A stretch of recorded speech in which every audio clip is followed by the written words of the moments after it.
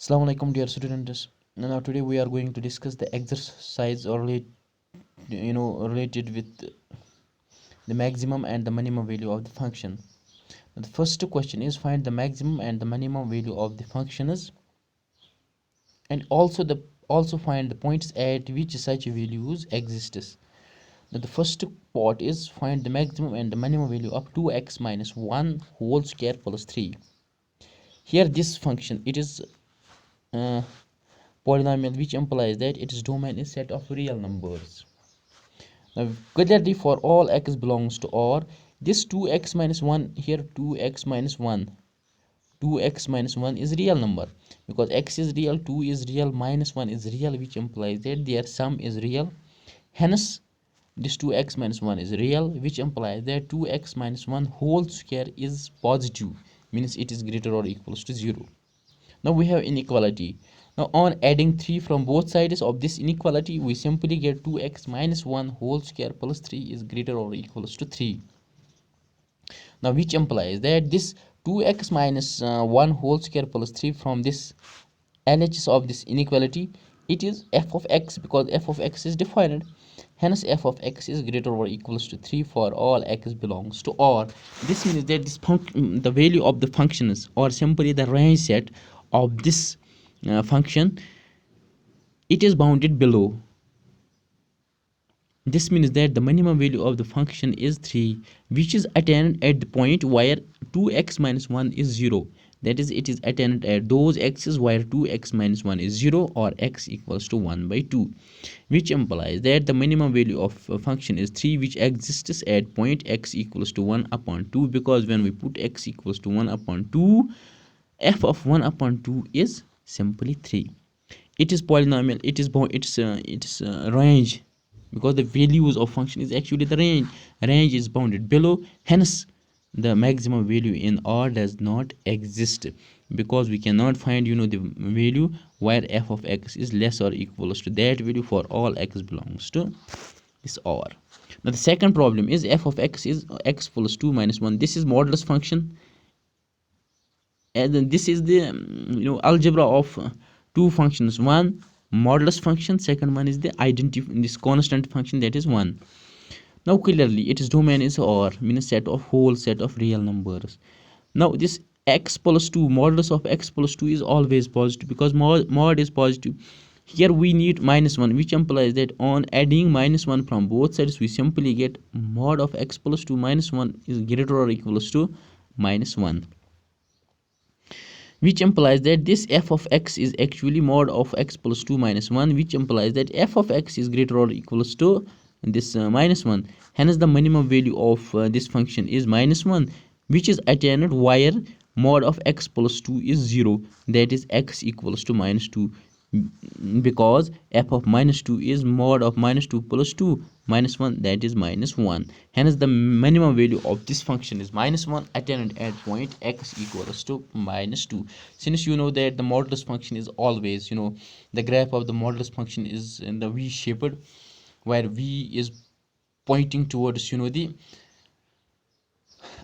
positive x-axis, which implies that its range is not bounded above. Hence its maximum value does not exist in R. We cannot locate the point in R where this f of x is maximum.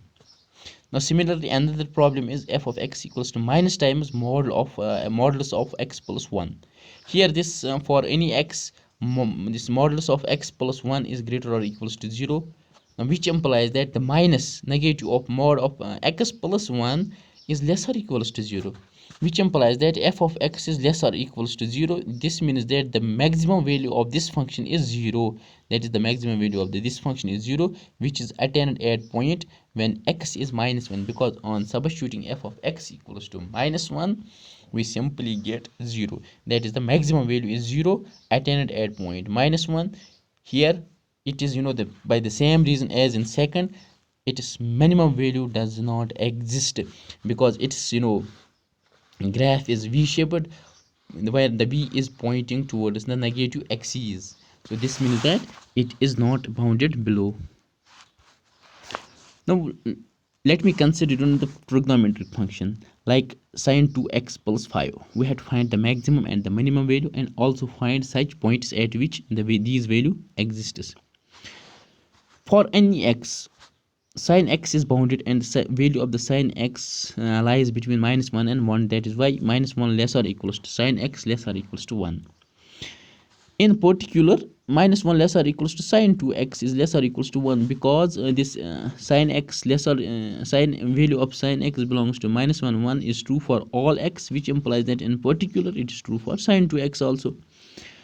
Here we need 5, so adding 5 in this inequality we simply get -1 plus 5 less or equals to sin 2x plus 5 less or equals to 1 plus 5, or 4 less or equals to sin 2x plus 5 less or equals to 6, which implies that the value of this f of x lies between 4 and 6.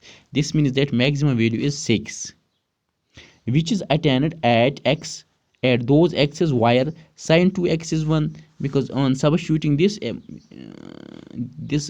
2x should be 1, which implies that sin 2x is 1, which implies that sin 2x is sin pi, because the value of 90 sin 90 is 1. Now using, we know that sin x equals to sin y implies that x equals to n pi minus 1 raised power n y, which implies that here x is 2x, which implies that 2x is n pi plus -1 raised power n pi by 2, or x equals to n pi by 2 plus -1 raised power n pi by 2. This means that at these points we have infinitely number of points where n is integer, like n is 0, n is 1, n is 2. At these points, this function at these points the maximum value of this function exists. Similarly, for minimum value, its minimum value is 4, which is attained at point where this sin 2x is -1, because on substituting sin 2x equals to -1 we simply get -1 plus 5, that is 4, which is sin 2x is -1 equals to sin of minus pi by 2, because sin of minus pi by 2 is -1. Using the above, using sin x equals to sin y, we simply get x equals to n pi by 2 minus -1 raised power n pi by 4. So this means that at these points the maximum value exists. Now this was about the maximum and simply the maximum and the minimum values. Now we will find, question number second is find the local maxima and find the local minima of the given functions. For local minima and for local maxima we have two tests. One is this first derivative test. The second one is second derivative test. Now the first part is x cube minus 3x. This is a function. Its derivative is 3x square minus 3.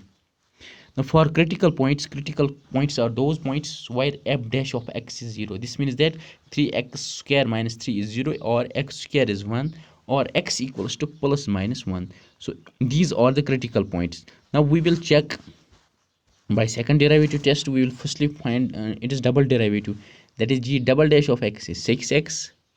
At x equals to 1, g double dash of 1 is 6 into 1, that is 6, which is positive. Hence by second derivative test, this is the local minima, and the local minimum value is g of 1, which is -2. This means that by second derivative test x equals to 1 is the local minima, and the local minimum value is by substituting x equals to 1 in the given function, which is g of 1 equals to -2.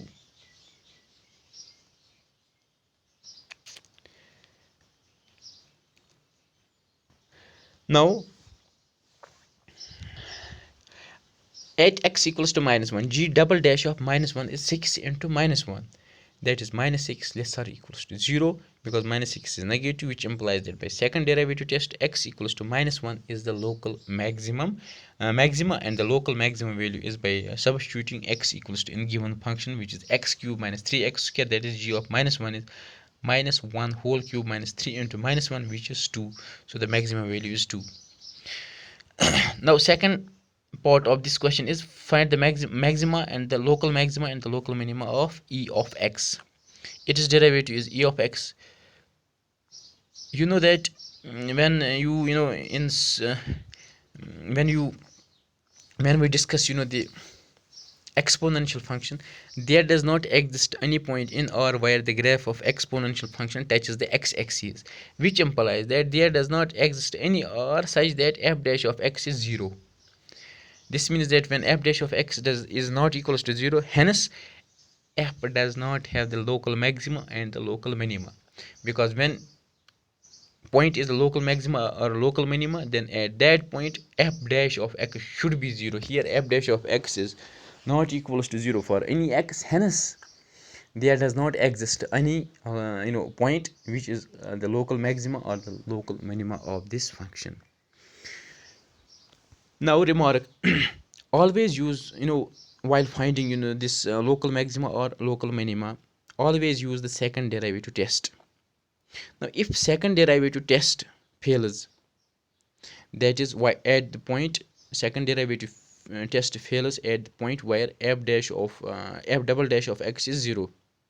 This means that when f double dash of x at any point is 0, then we should use first derivative test at that point. So always use this second derivative test, but where second derivative test fails, then we should use, for that point we should use the first derivative test. Inshallah, in tomorrow's video lecture we will discuss how to find the absolute maximum and the absolute maximum and the absolute minimum value of functions. So thank you.